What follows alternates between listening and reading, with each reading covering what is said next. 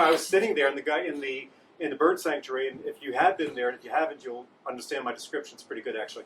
It's a little wooden hut. You sit there on benches, and there are windows, and you look out through the windows, no glass, and you can see a more rustic area where the birds are supposed to be. And there are feeders hanging from the trees, and there's a little pond there, and there's a little waterfall.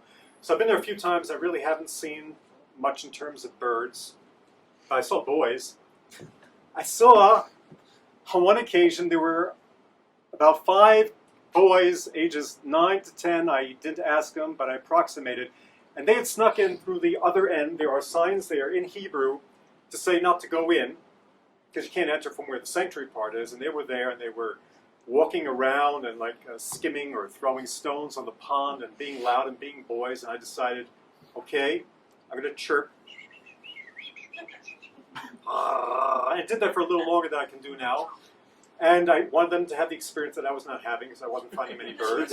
So they hear me, and I'm a little bit upset because they haven't followed the rules. Oh, they're kids, but still, this is dangerous, perhaps. And also, the birds are never going to come if they're out there. And they look at me, and they see I'm distressed, and I say, how come you snuck in? Why did you do that? They say, we're not going to be here for that long. And then they ask me how long I've been here, and I realize that's my entree. That's my chance. I've been here for 45 years. I came when I was your age. I snuck in too. Now I can't leave. This is a sanctuary for people who sneak into bird sanctuaries. And they were starting to get worried. And then I went ahead a little further and I said, and you know what, if you're in the sanctuary, it's not covered by insurance. Okay, maybe the first 18 months or so, but everything since there, all these years, has been out of pocket. And that really got them, because you know that a lot of preteens are really concerned about insurance coverage. They're interested in insurance coverage and sugar drinks. They'll reach for it, they'll take a second cup. Sugar drinks and insurance coverage. And when you get older, that's correlated to a great degree. But the first time I was at the bird sanctuary was on a date. And the woman that I was there with, first date, she's the one who actually introduced the bird sanctuary to me.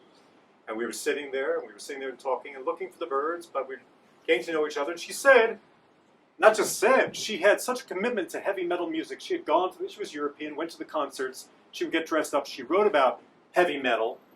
And it's not my genre of music, but I don't want to focus on differences when you're starting to get to know someone. You want to try to build commonality. So I said, I like heavy metal. And she looks at me, she's all excited. She said, do you want to marry me? No, she didn't say that. She said, you do? And I said, I do. I solemnly swear. No, I didn't say that either. I said, yep, I cook. I got a heavy cast iron metal pan. I also have a non-stick pan.